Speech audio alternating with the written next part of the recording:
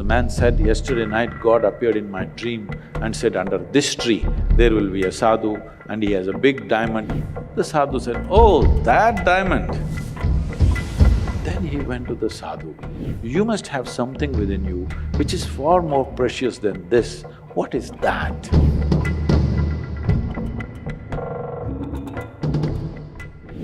Can you give us 2 tips that you think that we could live to our peak as an example to others? See, when we use the word peak, naturally you want to go mountain climbing, that means you want to do something others cannot do. Not necessary, because the peak is not in what you're doing outside, the peak is in the way you experience it, isn't it? Somebody can do something very small with very profound experience. Somebody can be doing big things without any sensitivity to what's happening around them. So essentially, what you're looking for, just look at this as yourself as a life. Right now you become so many social entities, you may be lost in that, but actually you're alive. Most people realize they're alive only when they're threatened with death. Till then, they're something else. They become so many other things. No matter what work you're doing here, you're just a piece of life, isn't it? It is a fortune that certain things happen through us, which will impact many other lives, wonderful. But still, this is a life only if this life functions in its best possible way, everything else will happen. Best possible way means what? Is this very clear that you're not taking your own apartment when you go, when you die and leave? You're not taking… They tell me you're creating very nice apartments, you're not going to take it, right? Your own accommodations you can't carry, you know that.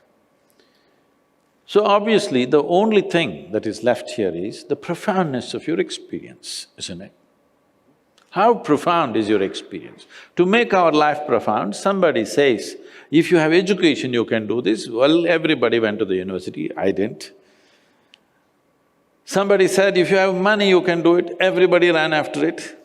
Somebody said, if you can get married it'll happen, everybody got married.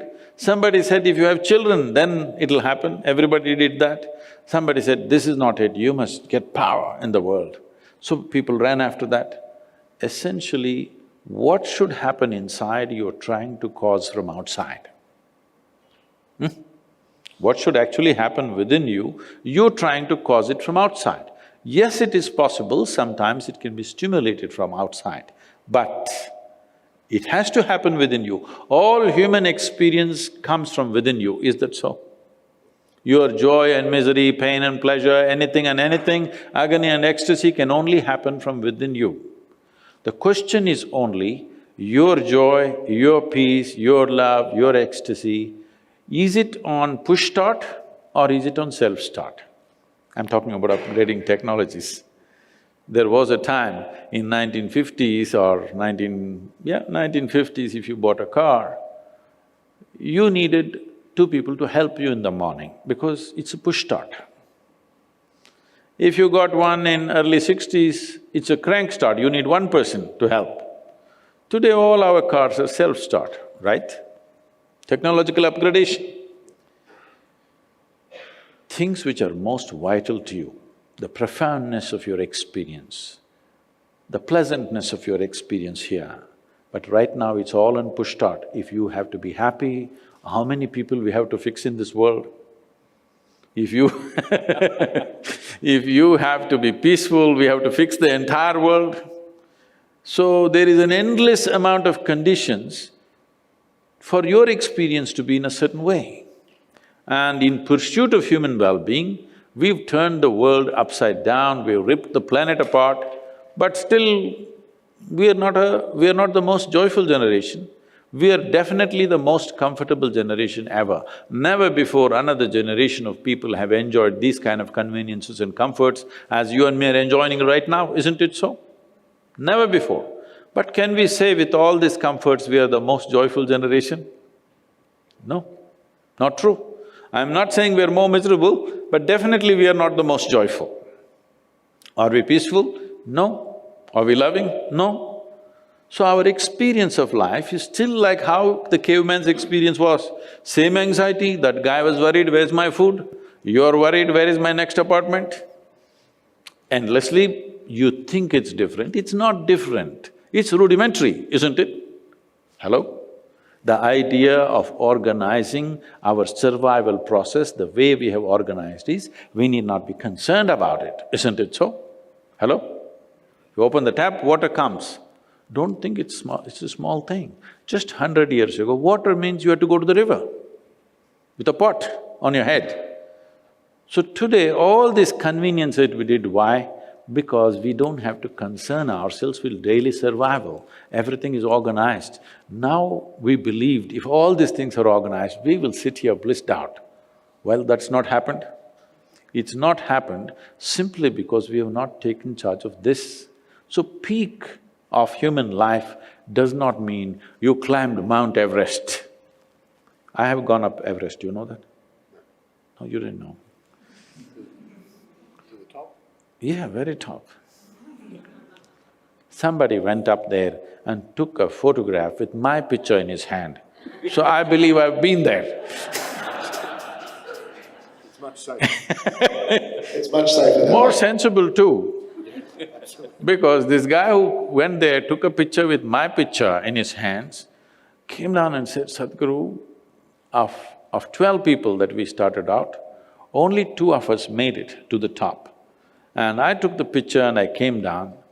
We were there just about 40 seconds, right on the top, because winds were picking up speed, we had to come down. Only 40 seconds I looked around and I couldn't see a thing. And I came down, now I'm wondering, why did I do it? Because you wanted to know the peak of suffering.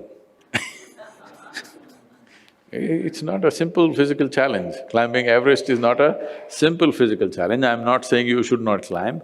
All I'm saying is, the peak can only happen within you, it will not happen outside of you. So, if the peak and the valley and the very bottom can only happen within you, people can sit in a palace and be depressed, like they're at the pit of their life, isn't it so? Hello? So similarly, if that is possible, you can sit on the street and be on the peak. Can I tell you a little story? There was a sadhu means a mendicant. In India, we have full-time spiritual people, all right? Nowhere else in the world, I think, very few, but here we have a lot. So this sadhu was settling down under the tree just outside a small town for the night, in the evening.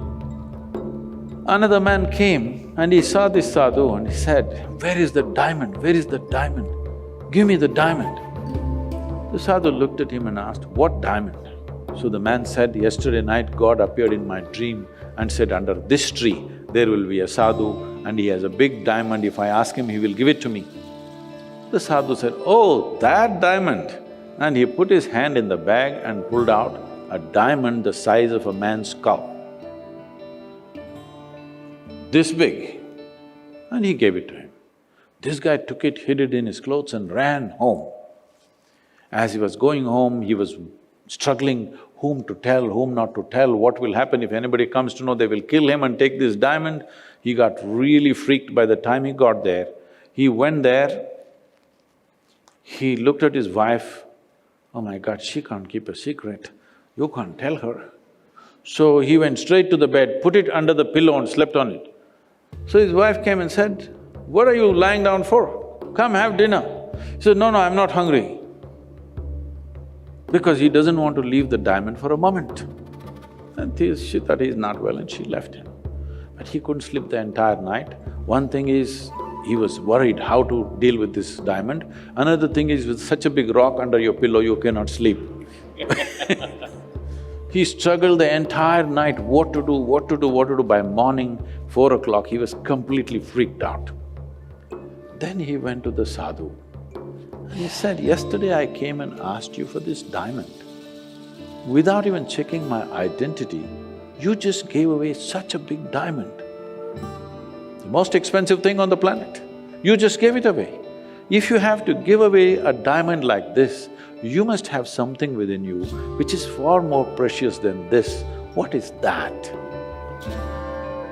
And the sadhu said, oh, you come to your senses, throw the damn stone and come and sit here, we will see. It's time to do that.